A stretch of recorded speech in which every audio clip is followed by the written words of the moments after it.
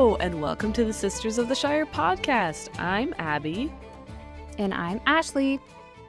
And our podcast is all about talking about our love of all of Tolkien's stories and maybe introducing or helping you through some that you might have missed. This season, we are covering the Unfinished Tales, Tolkien's extended version / alternate universe / deleted scenes of a lot of the same stories from the Silmarillion, plus some bonus content that didn't quite work with the Silmarillion narrative flow. So whether you've read every book cover to cover, or you're just here because you're curious about Tolkien's other works, or have had a hard time reading them, all are welcome. Now let's jump into the Unfinished Tales. Woo! Let's go! Okay. So what happened last episode, Abby? There was a stinky dragon. Uh-huh. And Túrin had somewhat of a plan. I wouldn't say it was a full plan. It's like 2% of a plan. Yeah. He was like putting a lot of faith in like a lot of happenstances happening to make sure that it worked out, I would say. What's funny is Princess Leia says, like, rebellions are built on hope. And I'm like, I feel like the vibes were just a little different than, like... Yeah.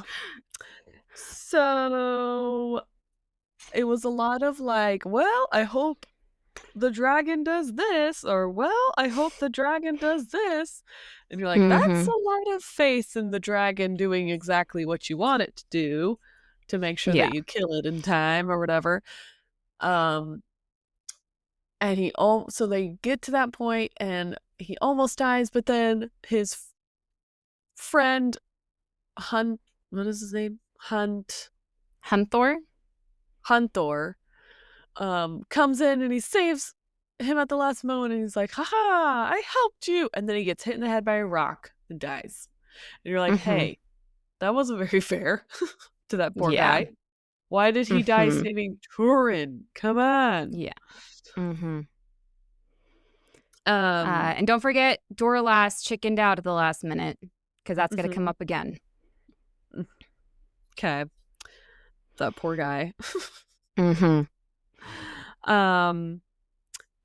then there was some like, the dragon's coming. And he's like, okay, men, let's be brave. We can do this. And then they stab the dragon in the tummy.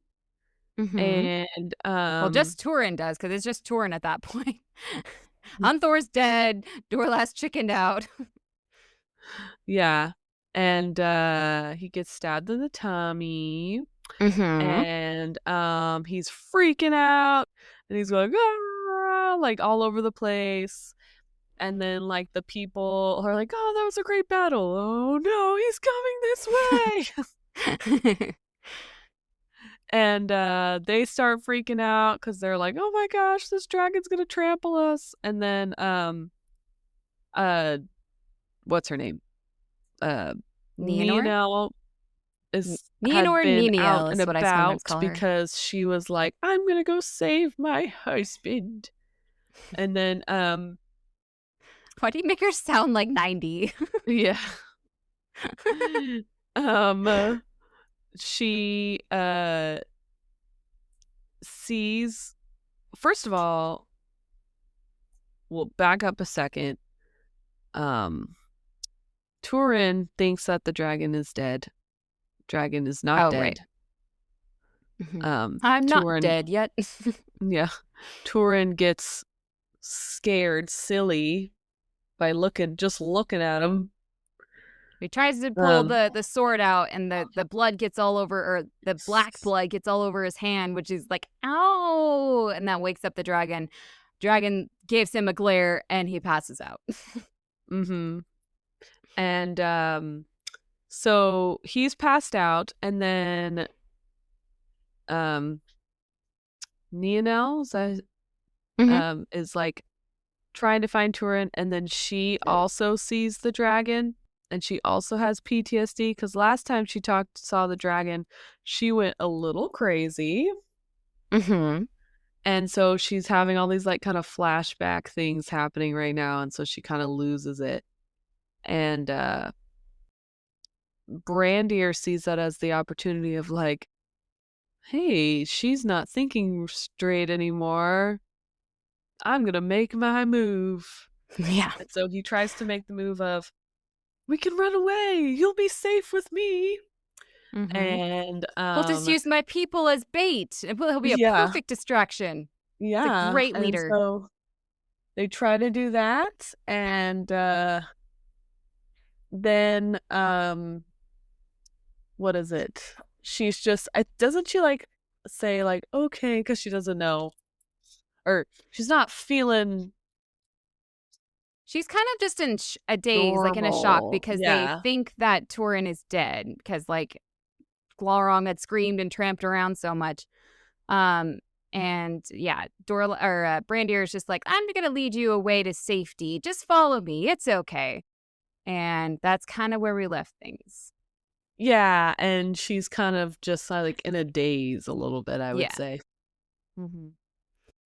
So Brandir is leading her away, just the two of them. Like, forget everyone else who was there, because there were other people there. He could have just been a good leader and led his people to safety. But I guess We it's like also really forgot the most dark. important part. Oh, what did I That forget? dragon was very stinky. Oh my gosh, so stinky. That was a very Let us just stinky say again, dragon. so stinky that people start retching and are lightheaded. So stinky. Yeah. So So, anyway, go on. You just forgot the most important part of the whole oh, sure. Silmarillion, that the dragon was the Whole unfinished stinkiest tales. dragon. The stinkiest thing. Just in the unfinished tales, I don't think they hit it nearly as hard in the Silmarillion. His editor is like, hey, can we tone it down with like the stinky in it for the he's like, fine, but this is going in my other book that I'm gonna put all my other things in, and I'm gonna talk about how stinky this dragon is. 100% what happened. So it's so dark that the other people don't seem to see Brandir and Nienor leave.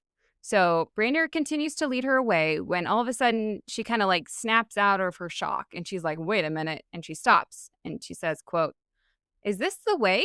And he answered, what is the way? For all our hope in Brethel is ended. We have no way, save to escape the dragon and flee far from him while there is yet time. Níniel looked at him in wonder and said, did you not offer to lead me to him? Or would you deceive me? The black sword was my beloved and my husband, and only to find him do I go. What else could you think? Now do as you will, but I must hasten. And even as Brandir stood a moment amazed, she sped from him. And he called after her, crying, wait, Níniel, go not alone. You know not what you will find. I will come with you. No, I don't want your help. Get out of I here. know. He like really doesn't get it. Like, but I love that. Like, what were you thinking? Like, Yeah. why would I go with you? And Yeah. still he's like, oh, I'll just follow you this way. We're going this way now? All right, we can go this way. Yeah. Just like really doesn't get it. So Nienor Níniel just like walks on, leaving him behind, not really caring if he follows or not. Quote, and went now as though her blood burned her, which before had been cold. So like she was cold in fear below, but now her blood's like hot with like anger, concern. I'm not sure why it's hot now. Fueled with like in intent, I would say. Like Yeah. she's got a plan. Yeah. So Brandir tries to follow her, but of course, with his hindrance, we'll say, he finds himself left far behind and she is completely out of sight. Quote, then he cursed his fate and his weakness, but he would not turn back. I understand He's cursing his weakness. I'm sure it was very frustrating. But cursing his fate, like cursing his love for her, I don't understand. Like, My fate is to be No the one did crippled that to him one. but Like, him. yeah. So Níniel is walking towards where the sound of the dragon came from. It's nighttime, but it's a clear night with a big, almost full moon lighting her path. And as she walks, she has feelings of fear and dread and what almost sounds like deja vu. Like, they didn't put deja vu in the thing. I just like that's how It gives up that it's vibe. described. Yeah, I felt that vibe. And as she's walking, she comes across the mound of the elf maiden, Findulus's mound, which Mm-hmm. is where Túrin found her. Halth and Mm-hmm. Eleth, that's the mound of the elf maiden, stood there before her, pale in the moonlight, with a black shadow cast athwart it. And out of the mound came a grateful dead. Oh my Yeah. gosh. Came a great dread. Then she turned with a cry and fled south along the river and cast her cloak as she ran, as though casting off a darkness that clung to her. And beneath she was all clad in white, and she shone in the moon as she flitted among the trees. Like a ghost. Yes. Why is she always taking off articles of clothing when she is scared and running away from something? But It's why, giving, Tolkien? it's kind of also giving like in Brave, where she's like, curse this dress. She's like trying to get all of it off so she can actually run. Maybe. So bright white Níniel is running through the forest, illuminated by the moonlight, and Brandir is now able to see her. And so he tries to cut across a path to try and cut her off from running further. He's calling out to her, stop, stop. But she either ignores him or can't hear him as she just continues running until she gets to where Glaurung is lying on the ground. Quote, Níniel saw his body lying there, and his belly gray in the moonsheen, but beside him lay a man. Then, forgetting her fear, she ran on amid the smoldering wrack, and so came to Turambar.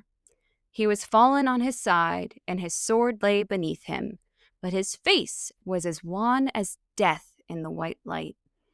Then she threw herself down by him, weeping, and kissed him. Blech. And it seemed to her that he breathed faintly, but she thought it but a trickery of false hope. For he was cold and did not move, nor did he answer her. And as she caressed him, she found that his hand was blackened as if it had been scorched. Gross. And she washed it with her tears. And tearing a strip from her raiment, she bound it about. But still he did not move at her touch, and she kissed him again, bleh, and cried aloud, Turambar, Turambar, come back, hear me, awake, for it is Níniel, the dragon is dead, dead, and I alone am here by you. So much kissing. Not okay. So Brandir is almost caught up to her at this point, but stops dead in his tracks because at Níniel's cries to Túrin, she happened to also wake up Glaurung. No! Quote, he opened his baleful eyes a slit, and the moon gleamed in them as gasping he spoke.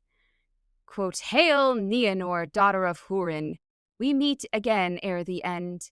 I give thee joy that thou hast found thy brother at last. And now thou shalt know him, a stabber in the dark, treacherous to foes, faithless to friends, and a curse unto his kin. Túrin, son of Hurin, but the worst of all his deeds thou shalt feel in thyself. Oh my gosh. It's a Luke and Leia moment. Mm-hmm. Like, he can sense pregnancies too? Or did she just look that pregnant? It's got x-ray vision, man. Quote, then Níniel sat as one stunned. Not surprising. But Glaurung died, and with his death the veil of his malice fell from her, and all her memory grew clear before her. From day unto day, neither did she forget any of those things that had befallen her since she lay on the mound of the elf maiden. and her whole body shook with horror and anguish.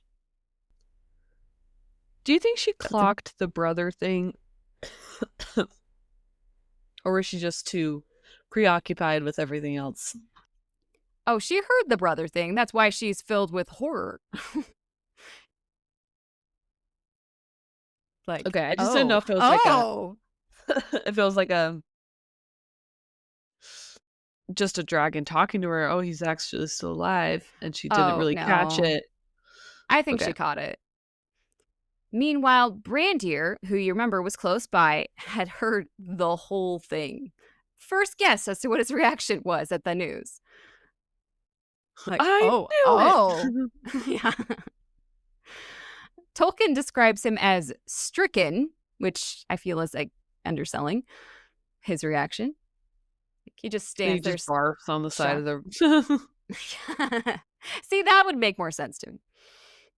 Quote, then suddenly Nienor started to her feet and stood pale as a wraith in the moon and looked down on Túrin and cried, farewell, O twice beloved.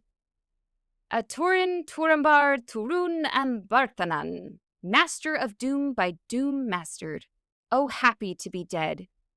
Then, distraught with woe and the horror that had overtaken her, she fled wildly from that place. And Brandir stumbled after her, crying, wait, wait, Níniel! One moment she paused, looking back with staring eyes. Wait, she cried, wait, that was ever your counsel. Would that I had heeded. But now it is too late, and now I will wait no more upon Middle Earth. And she sped on before him. She finally broke. She finally went crazy. She went crazy a few times before, but this one I feel was the the final mental break. Yeah. Quote, swiftly she came to the brink of Cabed and Aras. That was the deer's leap. And there stood and looked on the loud water, crying, water, water! Take now Níniel, Nienor, daughter of Hurin, mourning, mourning daughter of Morwen, take me and bear me down to the sea. With that she cast herself over the brink, a flash of white swallowed in the dark chasm, a cry lost in the roaring of the river.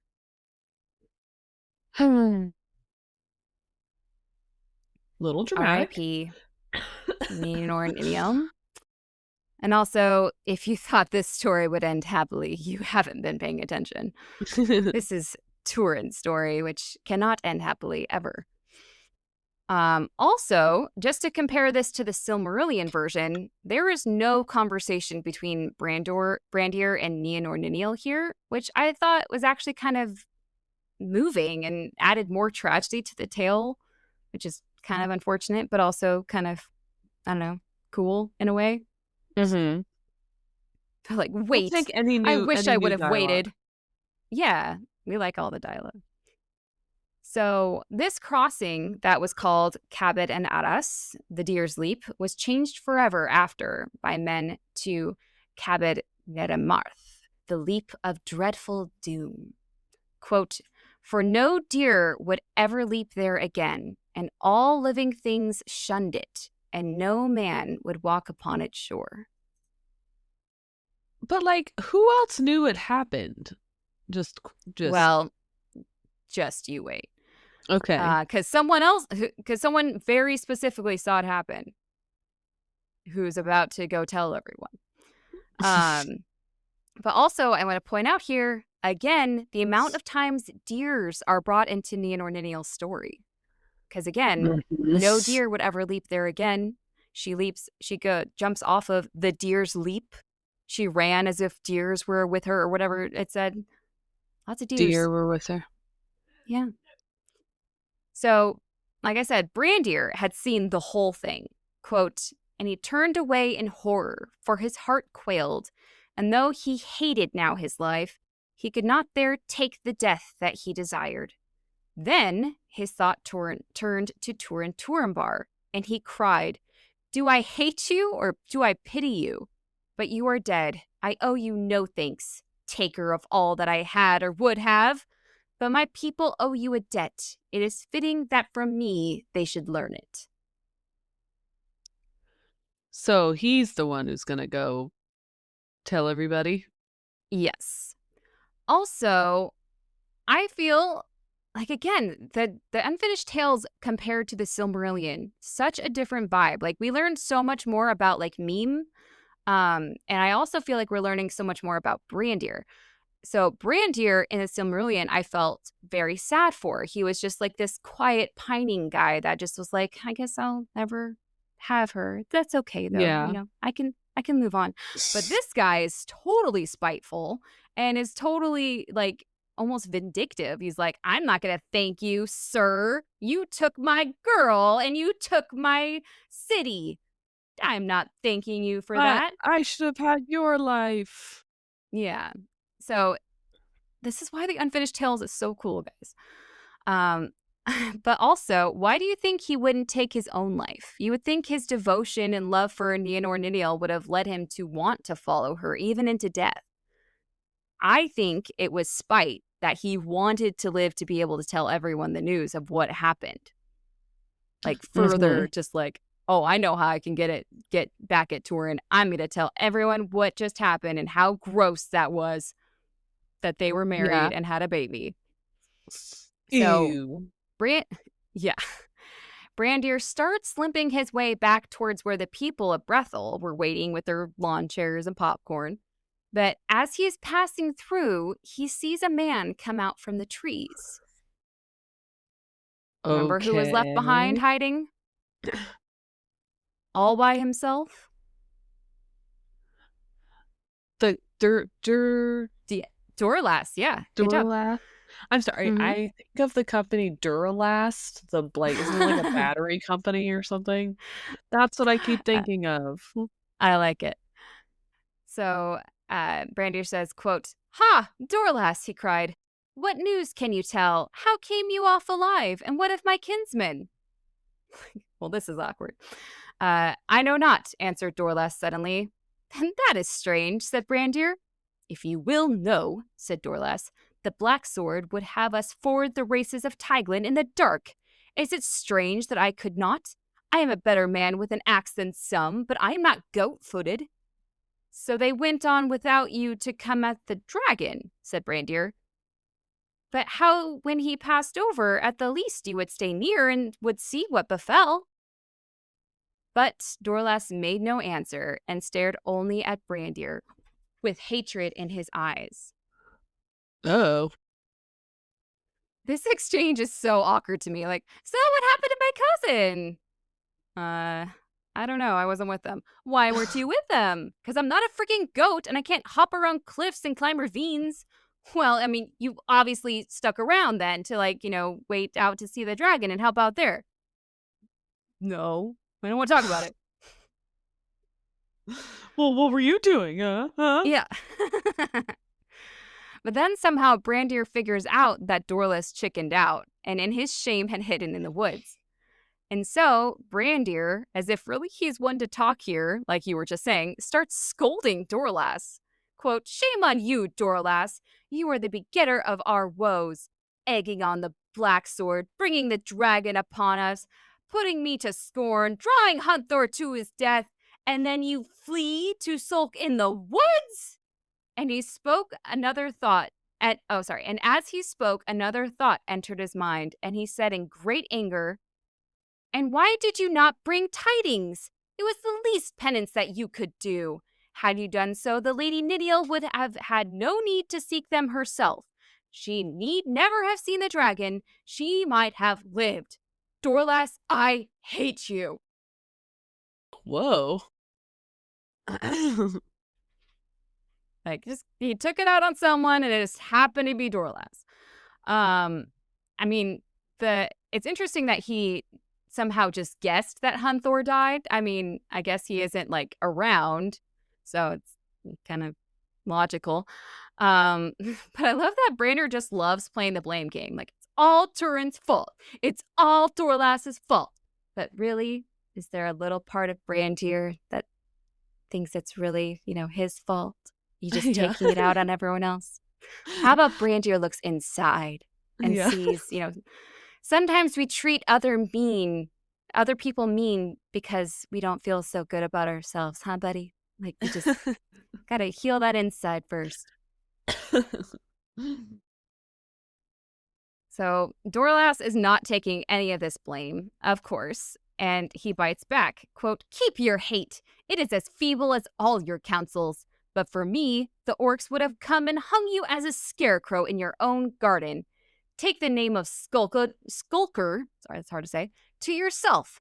And with that being for his shame and the readier to wrath, he aimed a blow at Brandir with his great fist, and so ended his life before the look of amazement left his eyes.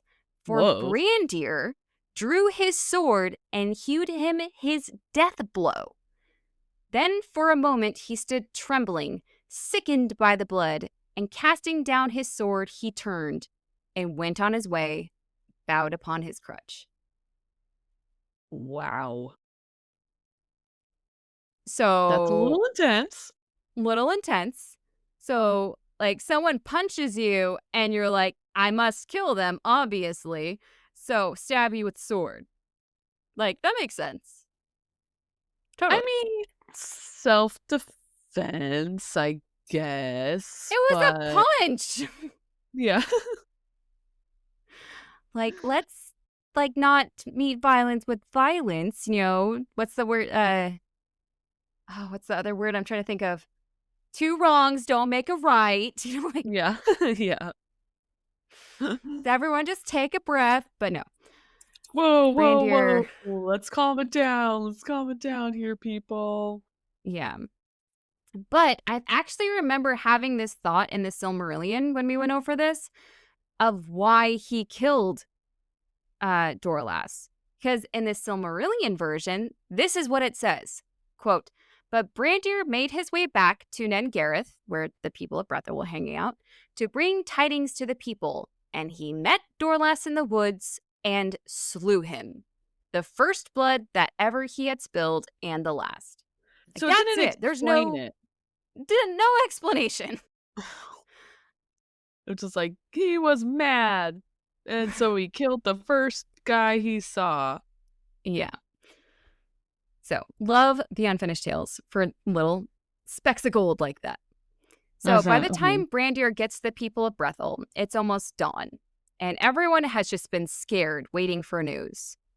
As they see Brandir coming, they immediately want to know where Níniel is. Like, where was she? She was just here a second ago. Where's our girl? You think if they cared so much about her, they maybe would have kept a close eye on her, but they ask Brandir, quote, "Where have you been? Have you seen her? For the Lady Níniel is gone." It's like, Yes, oh, she that's is. crazy. I haven't seen her. He says, "Yes, she is gone. Gone, gone, never to return. But I am come to bring you tidings. Hear now, people of Brethil, and say if there was ever such a tale as the tale that I bear. The dragon is dead, but dead also is Turambar at his side. And those are good tidings. Yes, both are good indeed." Maybe that Okay, wasn't the best route to go. I don't know if you've ever seen Loki, the show Loki. I've seen like one episode. So they're in the beginning, sorry, spoilers. There's a part where they're like explaining to him, they're like, yeah, like Asgard got destroyed and your home is gone and blah blah blah. He's like, yes, very sad. Anyway, like it's giving I off love like, it. where is she? It's like she died. Yeah. But anyway, let's Yeah. talk about me. Yeah, it's very sad. Okay. But that's a good thing. It's a good thing that Túrin's dead, right? They wouldn't like that guy anyway, right? Yeah, guys. So the people aren't having it either, and they start whispering amongst themselves, probably mentioning like, well, we all know he wanted that Níniel, so of course Túrin got out of the way. It's what he wanted. He probably wasn't the most popular. Yeah, and some people think he has actually gone a little crazy. Quote, But Brandir cried, "Hear me to the end. Hear me out, guys. Níniel too is dead. Níniel, the fair, whom you loved, whom I loved, dearest of all. She leaped from the brink of the Deer's Leap, and the teeth of Thailand have taken her. She is gone, hating the light of day, for this she learned before she fled. Hurin's children were they both, sister and brother. The Ooh, he's bringing Mormogil the tea. yeah, I know. The Mormogil he was called. Turambar he named himself, hiding his past, Túrin, son of Hurin. Níniel we named her, not knowing her past. Nienor she was, daughter of Hurin. To Brethel they brought their dark doom's shadow. Here their doom has fallen, and of grief this land shall never again be free. Call it not Brethel, not the land of Halathrim, but Sark Nia Nin Hin Hurin, grave of the children of Hurin. Like, interesting choice of words. Okay.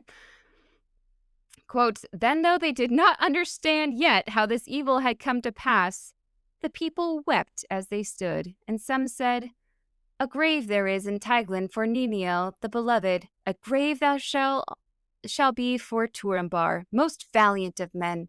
Our deliverer shall not be left to lie under the sky. Let us go to him. Like that. I did not go as Brandir planned. Like, no, guys, I'm the good guy. No, guys. Yeah. Yeah. No praise for Túrin. Túrin bad. No, guys, me. Love me. Yeah. But Brandir lost the trust of the people in this way with the people a long time ago, and Túrin gone doesn't really change that. So they're going to go off and bury Túrin. And Túrin's not going to be dead, funny enough. Spoiler. We're going to find that out next week. But we have...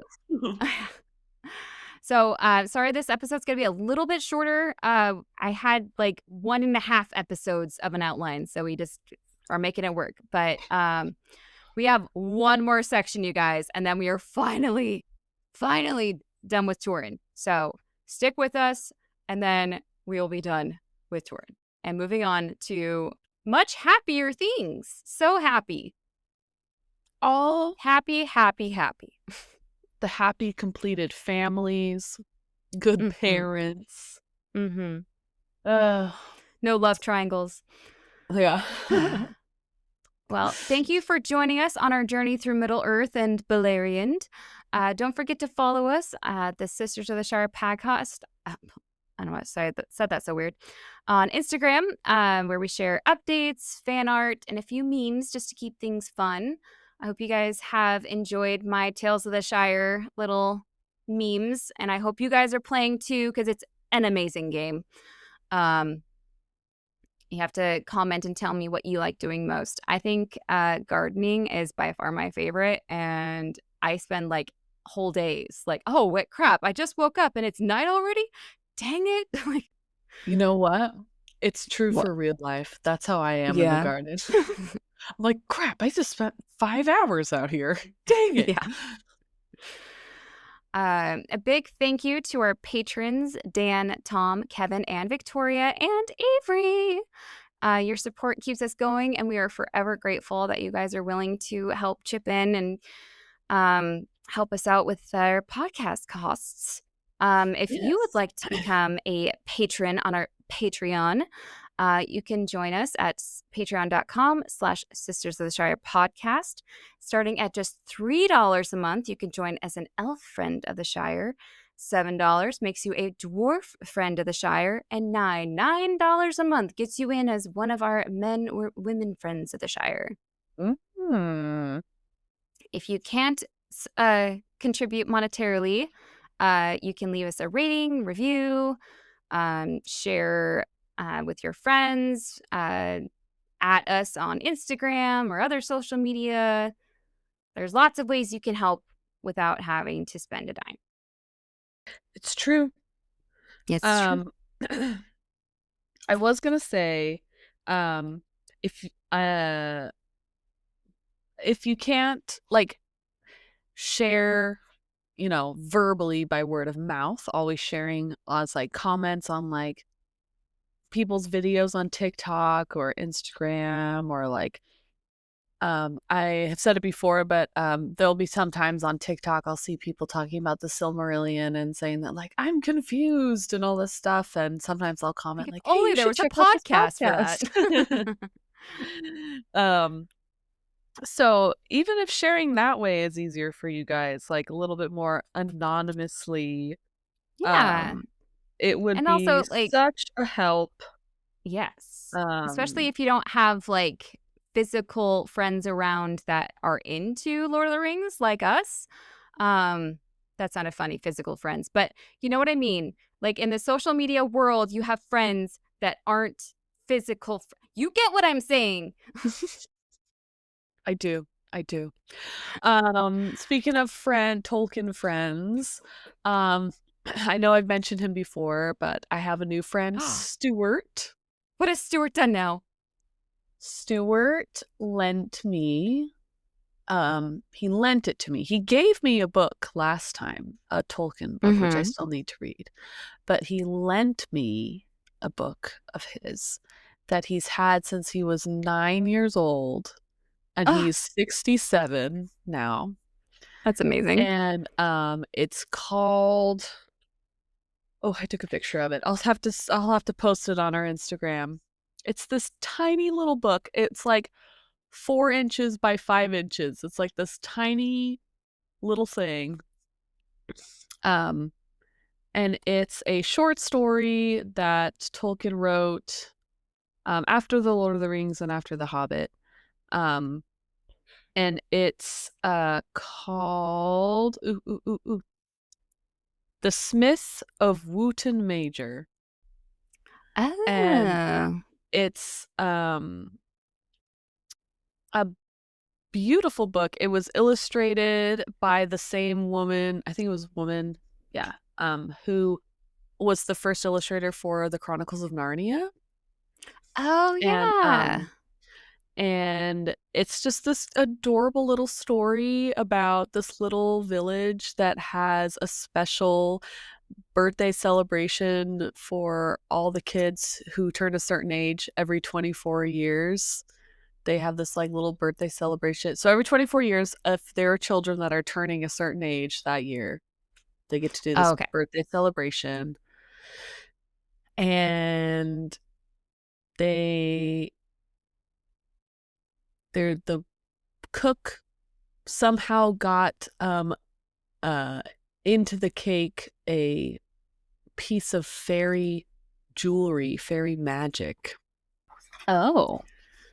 elven magic, and he becomes part elven fairy, and so he can go into the world of elven things and learn their ways and how beautiful they are, and Aw. it's just like this cute little story, and I was so excited for him to share it with me. And I just think it's so interesting because when we think of Tolkien, it's like, oh, of course, it's just Lord of the Rings and The Hobbit and the Silmarillion and stuff like that. And You're this was staying in just like that a cute, world. Yeah. yeah, this was just like a cute little story. I read it in like a day. It's tiny, but Well, maybe I'll we'll have do to a post bonus some pictures. episode and you'll tell me all about it. You do Yes, I'll for have me to. what I do for you. Yeah, I'll have to post some pictures because they're very, very sweet. Yes. And you can totally see there's some little instances in the book that like kind of creep in of like, oh, this is very Middle Earth, or Mhm. oh, this is very kind of the same sounding verbiage of Yeah. Lord of the Rings or things like that. And it's just fun to hear about other stories that he's written that aren't necessarily about Frodo or Yeah. Aragorn or Yeah. It's very Luthien and things like cool. that. Maybe we'll do that for a bonus episode for the holidays or Yeah, something. or maybe I should Take a read little the other break. little book too. The other Yeah. little book he gave me. And then you Um, should have Stuart on oh my and you gosh, guys could guys, talk he's about it. adorable. He's from Scotland. He's this just sweet, sweet old man. I love him. We He's so nice. should Anyway, definitely do that episode then. yeah. Anyways, in world news, the the Netherlands, not Netherlands, the Netherlands and the Philippines Proper noun both Netherlands. overtook Thailand. Poland overtook Puerto Rico. Romania really shot up. It was 55th and is now 47th. So get it, Romania. Whoa. Bulgaria also was like 76th and now it's 49th. So that one really shot up there. So keep doing those binges, you guys, and keep it up. Cool. Well, again, we are so happy that you all are here and that you guys are enjoying us from all over the world, and you are contributing to our numbers and are supporting us either monetarily or just by loving us. We're so grateful for it. Ashley, thank you for teaching me today. You're welcome. Until next time, I've been Ashley. And I've been Abby, and this has been the Sisters of the Shire podcast, and we are so glad that you joined us today, and we hope you can join us next time. Bye! Bye!